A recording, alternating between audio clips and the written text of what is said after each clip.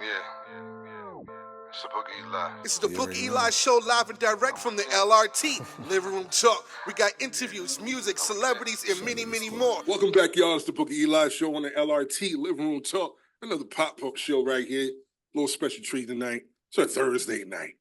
And I got two of my co-guests in the building. We have LadyE with the Hot Topics. It's going down. She's here, and she got some stuff to talk. And we also, of course, got my cousin, my big cousin, J.Oliver. He's in the building, y'all. We here. We're going to make it do what it do. I'm just going to let them go ahead and dive right in. Just want to make sure we understand. We're here to give you some good topics. Enjoy the show. Hey, today I was talking to someone on the phone and I was hearing that men rate women from a 1 to 10. So if a woman is an 8, 9, or a 10, they kind of don't really mess with them because they think they're a bad chick. And I just want to know, fellas, do men really rate women like that based on a scale? Number one, why the fuck do you care, right? And number two, right, does it really matter, right? And then when you say 8 to 10, on what scale? What scale are we judging somebody by, right? Your scale, right? I was hearing it was a 1 to 10, so I was like, okay, what is that supposed to be? Okay, but I mean, everybody's got their own personal scale, right? And then if you got to choose your battles, right? And if you want to go down the path of least resistance, right? You may take a chick that is quote unquote not a 10, right? So you could like here in South Florida, right? Like when I lived in Arkansas, right? I lived in Little Rock, Arkansas for a few months, right? Or a few years, sorry. And like a chick was good looking, but she was like a Miami 2, right? But you were Arkansas 9, right? So whatever your surroundings are, is gonna, that's where your scale is gonna be, right? Did you say a 2? You're Arkansas 9, but you're South Florida 2, right? Because that's just life, right? Yeah. Right? You can play on the little court, 8-foot rim, or you want to play on the 10-foot rim, right? Right? So it depends on the dude and what scale are they judging you on. But I say as a female, why the fuck do you care? I agree. I mean, I was just shocked to hear today. I was like, well, so I'm an 8.5, but so that means I'm bad and I would be hard to deal with. I'm like, okay, what sense does that make? So I have heard that people like rest in peace to Kevin Samuels. He did mention those scales if you're looking for a high value man, or if you're looking for a baddie, as he will say, a woman who has all the things you may need, and a man who has all the finances and stability she may need for him. So I've heard people put people on a scale from 1 to 10 in that aspect. For example, he always mentioned a lot, if you are a woman who has multiple children or a woman who has multiple children with multiple men, you are below a 5, literally. And I understood his logic, but I just felt that if you get into the emotional side of it, it's fucked up to say to some people because you're not used to hearing the truth, or his truth, rather. You know what I'm saying? You're just not used to it. You got to ask yourself. I thought sometime he was very, very harsh, but I do agree. Yes, if somebody has 5 kids and let's say you got 3 different baby daddies, why would you think that you deserve a man that makes 6 figures? Maybe he only got 1 child. Why is he going to want to deal with extra shit? Hey, but perception is people's reality, right? Right, and that's what I was going to get to. Go ahead. Right. So people's perception is what, and some people are delusional, right? Facts. So in terms of, people don't realize that people that make 6 figures are busy as fuck, right? And if you're making that kind of money, and why should somebody deal with you and your problems? Everybody has baggage, right? So I think relationships like that. If every relationship is going to have problems, it's some problems that you want to deal with, right? And the problems you don't want to deal with are going to eliminate some people, right? So like for me, I don't want money to be an issue, right? And I don't want to feel like if I'm supporting you, right? Are you here because I'm supporting you, or are you here for what I deem the right reasons, right? Because we like each other, and we're going to try to combine efforts and go down that same path. So that's for me. That's how I've been delusional for all these years, because that's not reality. When chicks are like, oh, how much you make, what you got, what can you do for me, right? So, like I said, I think relationships are all about problems and how you deal with the problems. It's got to be, everybody's red flag has got to have a home, and then homes, the other person is going to have to want and like to deal with those red flags. True. Facts. Yeah. Right? And it's all about selection. It's all about knowing what your worth is and being realistic about your worth. Like, if you're a person, for a fact, so for a woman, if a woman has a big old booty, big old titties, good, as they call it, all that great stuff, right? But if you ain't got, if you have nothing upstairs to offer me, like you don't know how to flip a house, you don't know how to save money, you don't know how to do file taxes for our family, to save me money. Like, if you don't know certain components that I need to elevate, and I'm already doing well by myself, what value do you bring other than titties and ass? That titties, because titties and ass don't pay bills. They don't. Right. Well, and right, and everybody else too. Like, what you project is not necessarily how people perceive it, right? And I was telling this story the other day, right? My homeboy, DJ Wiz from Kid and Play, years ago, right? We were hanging out twice. We were hanging out, and I had to go to the bathroom. I said, "Excuse me," to this girl. I had to go to the bathroom in my way. "Excuse me, I need to go through here," right?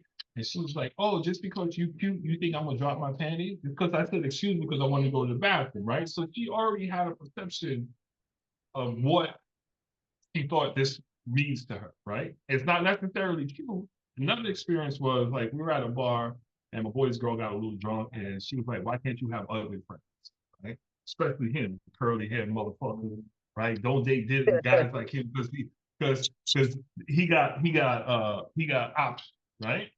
So people's perception is not necessarily how we present ourselves, and that may not be how we perceive ourselves, right? Especially for me, right? When people say all this stuff about me, I'm not even paying attention. It's been going on for years. Like, "Oh, you this because you think you this because you got curly hair." No, it's just, this is how God bless, right? So Shorty was basically, you saying Shorty was tripping.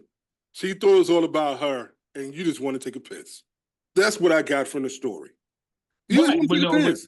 Right, when people perceive you and the way One they way. perceive you, Right. necessarily Society just has, when it comes to things, women are just messed up a little bit in the society, and Black women be mad that I said it, but some of them need to stop. Say it again. Say it again for the girls in the back of the room. Say it again, Erica, one more time. Every woman out here got issues, and no Black woman is going to say it. If a Black woman does, she's going to be, "Oh, you for the men." Nope, I'm telling you the truth.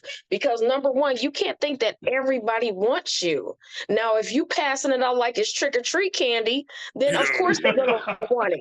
That's how I say when it comes to dick. If you passing that out like trick-or-treat candy, then that's what it is. The thing is, like the other scenarios that they say broke dick is the best dick. You know why it is? Because men that are broke don't have nothing else to offer but what's in their pants. A woman, she's only going to have her looks to offer because she has nothing else to bring to the table. Right. Facts. That's 100% facts.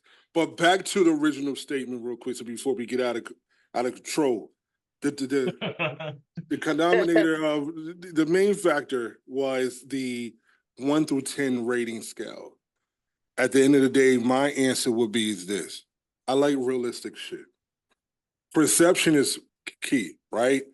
But reality is always factual. So if you know your life has always been dating women, to the men out there, to the males out there who are delusional, if you're a male that always have dated women who were just collecting food stamps, or who's just only struggling, or who just only look above average, don't expect to pull a dime from these vixen videos on Instagram. Stop thinking like you're gonna get those, because there's a lot of them get upset. I be seeing a lot of comments online like, "Yo, she couldn't be mine, dressed like," nigga, she don't even want you. So of course you can't. Cut it out. Right. You ain't even got a chance. You ain't got a chance. You just leave that alone. Now to the women out here, just because you got a fat ass and some titties, and you think every guy is sweating you because on your block it's nothing but thugs and not even thugs, but thirsty niggas. Thirst buckets. Just because you are around thirst buckets don't mean if you leave your block, every man's going to treat you the same. Nah, every man don't want you for the same. Stop flaring your nose up. Stop looking like someone slap your mom and just saying, hey, how you doing, beautiful? Just want to give you a compliment. I hate when I see a nice guy approach a woman and say, hey, you look beautiful today, sister, or you look very nice, sweetheart. Just want to give you some love. And they frill their nose up and look all tight and serious. Well, why to fight. you think you gonna get something from me? Nah, you trash. I always wondered, like the Spanish dude growing up in New York that always like, oh yeah, mommy, what's your success record doing that? How many women respond to that? Right? In the culture of see the culture of all the sisters and brothers that are Dominican or Puerto Rican, I see a lot of the real poppies do pull some of them sisters out with that move. That's really that's their culture and get it. But if you're not born in that culture, you don't get that, you don't understand their energy and their culture. It's very rare, not saying it don't happen, but it's very rare to see for someone like me, African American brother. You know what I mean? If I go into a Dominican store, people think I'm Dominican because I'm still peanut buttery and shit. But at the end of the day, I'm still a black man coming in the room. If I try to do that shit, hey, mommy, come over here, they gonna look at you, nigga. Get out, you fat potato, nigga. I don't want to see that. You know what I'm saying? They want to probably curse me in Spanish. It's a rap. You trash. But it's a cultural thing, I think. That's what I feel. Because I see it all the time in the hood. Man, people be like, you're right. It is a cultural thing. It is. I mean, I've dated a Dominican guy, a Puerto Rican guy, and it's different. It's different. But after I dated one Dominican, I did not date another one again. Why not? This mug I had to call the police. This mug tried to tear the door off my mama's house, went to a studio, made a CD, wrote me a 12-page letter. He couldn't let it go. So you trying to let us know you got the good. That's what I was about to say. That's what she trying to let us know, low key. She got the good. Erica is making it. She's giving it. She got the real roast beef on this motherfucker. She out here, girl. You trying to make people go crazy. She out here making people go crazy right now. After that, I was done. I said I had to call my mom. My sister was. I remember the day my sister was hiding behind the couch. Dude about to tear the door off. I was like, Mom. She's like, what did you do to this guy?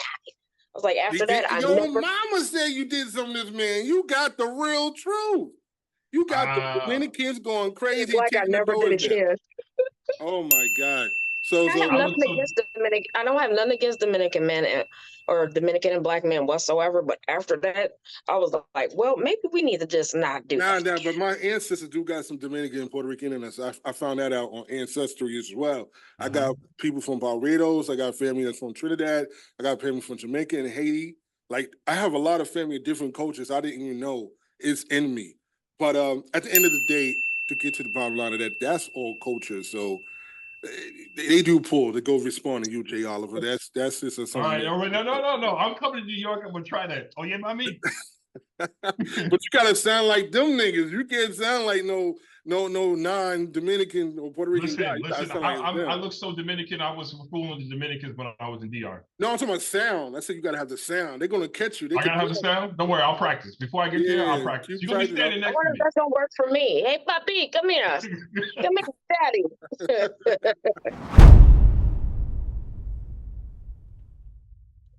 With sex, BBLs, getting your body done, people trying to figure out if it's yours, eyelashes, makeup. If women could go back to being semi-natural, it'd be different because women don't understand. When you take all that shit off, that wig, them eyelashes and stuff, and if you don't look like yourself still, why will you get mad at somebody because they're like, who the hell is this? No, but women are the most competitive species out there. Y'all compete with each other, right? So, you feel that you have to, and now is that not a cultural thing, but like an evolution thing, right? Because like I was told, like women seek out taller men because if you're going to procreate, you want to procreate with something that is stronger or bigger or better, right? So is that an evolution thing where you gotta stand out? I gotta have the biggest titties, I gotta have the best ass because I need to pull the biggest dude to procreate. Is that kind of written in our DNA subconsciously? Yeah, I guess. I mean, I never even thought about it like that. I mean, I want a tall man so he can get my cereal when I can't reach it, so I ain't got to climb on the cabinet. He could put me up there by my butt cheeks, you know.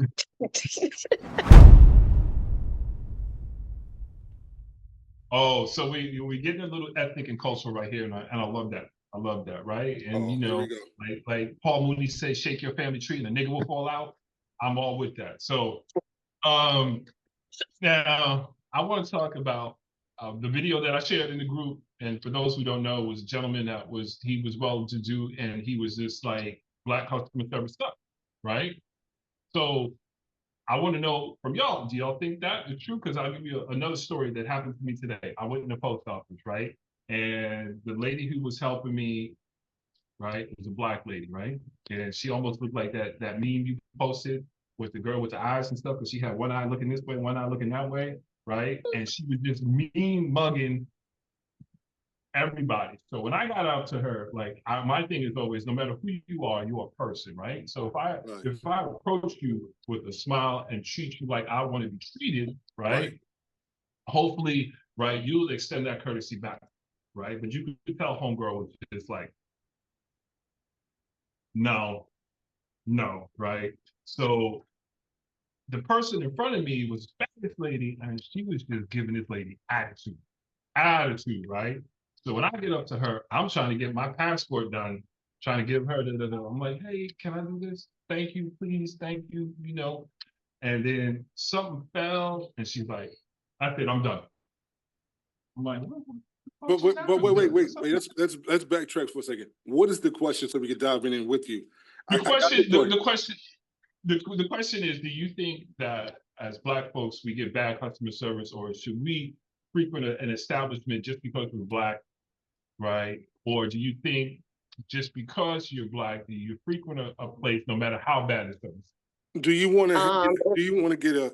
Okay, go ahead, Lady E. Go ahead, baby. I'm sorry. Go ahead. I think sometimes our culture does give bad customer service. I'll give you an example. There's a place here in Grand Rapids called Big Sean's Cheesesteaks. When it first came out, the service was banging. You had to wait an hour for one. Now the service sucks. If you even make a comment on her Facebook page just to say something about the meal, if she don't like it, she blocks you or she cusses you out. You can't do that, because once you show bad service, I'm not messing with you no more. Right. No matter what you look like, right? No matter what the product I don't care what you look like, but the thing is, Black people have a problem supporting each other, because somebody wants to be like, I don't know if I want to support her. I don't know if I'm gonna do this. Number one, if our community could support each other more, we would be so much stronger and have a lot of control. But we hate on each other so much, it's ridiculous. Okay, and that's why we can't get nowhere. All right, but now, so let me. No, go ahead, Edie. No, go ahead. No, I said, do you frequent a spot, or would you go to someone just because they share a commonality? Like for me, sometimes I'm like, okay, I'm gonna try to, like the guy who helped me on Amazon, I gave him a rave review because the brother helped me out, right? Because I know sometimes we are behind the 8 ball and struggling just to keep. We gotta work harder to just keep the bare minimum, right? So sometimes I'm gonna go beyond what I would normally do because I know we sometimes are struggling. So the original statement of being, your question rather was, do you feel Black people give bad customer service? Is right? Is that right? It was a generalization. It was pretty much a generalization based upon the video. Say it again. Basically, it was a generalization based upon the video. Gotcha. So the silly side of me is, I would say, yeah, niggas know how to be niggas, right? and knowing that a lot of niggas know how to be niggas on the line, on a regular, right? customer service at Walmart, Kmart, Walgreens, wherever you go, customer service can be at times very flimsy, in the sense that I honestly, now to go a little deeper on it, on the deep side, on the serious side, I honestly think a lot of this it stems from slavery. People say, well, no, it don't. It does. That's my personal integrity. Wait, go back. What you say, it stems from what? To me, on the deep Slavery. side, slightly, it stems from slavery to a certain degree, because of the after effect, the aftermath of being enslaved and being, lynched and killed and suppressed, and still being suppressed to this day on certain levels. People say, well, how are you suppressed?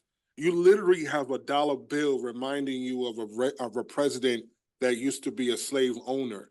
You're being suppressed, saying, I need $1. You literally saying, I need to make money to survive and pay rent. Those are slave owners. To be on a serious side of it. But the silly side of me is like, niggas is fucking lazy. It is what it is. But the serious side of it is the aftermath, after effect of our people being so suppressed and still being suppressed to this day. Why the fuck do I feel confident about working for a company that I'm helping put people in college, putting your children in college that own it, or the people who co-own it? My children are not going to be paid with a $15 hour salary, right? $15 is not going to do shit for my college. My kids are going to college. So the realization of that, it could be very discouraging. It could be very not worth it. And that's why I do kind of see some of our people take the cheap way. Oh, let me just strip, or let me be a prostitute, or let me be a drug dealer. Let me sell things on the side. So I don't knock those people because they feel like they don't want to be broke. I get it. They don't want to deal with the bullshit. Nah, so but how about, that's why I don't. This on what you're saying, right? So how about this? We are all products of our environment and our parents and how we grew up, right? Mhm. So they can only show you what they know. They can't show you what they don't know. All right. For example, I did a presentation for the Small Business Administration in Savannah, Georgia, trying to help the people that were impacted by a disaster. Right. And it was a Section 8 project. Lady who got up and spoke was the mother. She was a mother. So there was her grandchild and her great-grandchild who all lived in the same community, right? Do I knock these people? No, not indeed. If you talked to me 10 years ago, I'd be like, yo, y'all have no ambition. 3 generations living in the project, y'all fucked up, right? But now I'm gonna stop a little bit, because if you don't know any better, how you gonna do better, right? If there's nobody to show you, okay, you using this as a stepping stone to get out of here. If you don't know any better, now you got 3 generations of people living there, because I don't think anybody knows any better. Which is true. I mean, what values and morals are instilled in you, I mean, those are the ones that you're going to use through life on what you were shown from your parents or grandparents or whoever raised you. I mean, I was a wild child, and I had both my parents. I decided, hey, I wanted to do some crazy stuff. Went off, veered another way, still went to college, still was a teacher, still did all that stuff. But I was still crazy at the same time, doing other things. So I mean, you can have values and moral.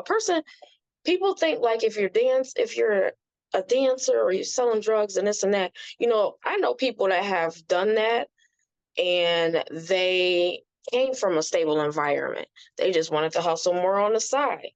So it could go both ways. It could be like, hey, I came from a good environment, but I'm selling weed and coke. Or it could be I didn't, and I'm using this to survive. Because some people might be just using it as a tool to stack money for the time being, and then they're gonna be done with it. So it can go both ways.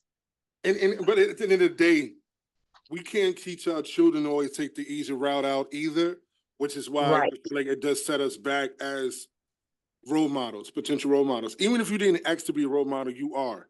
Once you exist on Earth, you are naturally a role model to someone. Someone on a side view is quiet as fuck, and they looking at you, and you don't even realize it, but they looking at everything you do, and you just be surprised if you ask people. You should just randomly ask people, yo, What do you think about me? What's your viewpoint? Not that I care, I just want to know, because I am interested.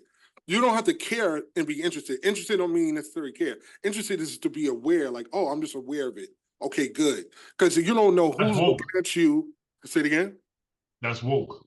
Basically, you feel me? You're just being aware of your surroundings. So you don't know who's watching you, who's feeling you and not feeling you, as far as your leadership or your cadence of how you present yourself and speak and things of that nature. You just never know who's watching you.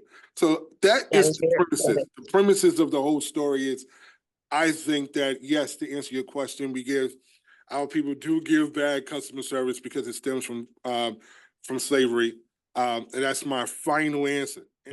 Well, that's your final answer. I'm going to disagree with you for a little bit. Yes, there are probably some root causes for that, but we are our own person, and it's up to us to not necessarily use that as a crutch, right? But tell us why you disagree. Get to it, baby. Tell us why you disagree with me. Go ahead. I disagree. I mean, yeah, I'm not saying that you're wrong. I disagree because you can't use that all the time, right? Like, all right, everybody that shares this has that commonality, right? But everybody's not going down that same path, right? So when people do those certain things that may be illegal, right? It's the path of least resistance, right? So it's a complicated answer in terms of, do you know better? Is it a temporary fix for you, or is it a permanent fix for you, right? I lost a cousin that was slinging dope, right? He was slinging dope, and he lost his life, right? That was and what I'm trying to say, those are fucking choices, right? We didn't come from that, right? He wasn't like he was struggling or wanting for anything, right? Because our family's not super rich, but we're not struggling either, right? So he wasn't wanting for anything, but that's the life he went down, and ultimately it took his life, right? So what I'm trying to say is, like, we're a Thomas people, right? Just because you have a history or something doesn't mean that you still have to go down that same path, right? Period. Right? Period. You don't have to go down that same path. Say your prayers and put it in God's hands. Very true. And that's how I wrap it up.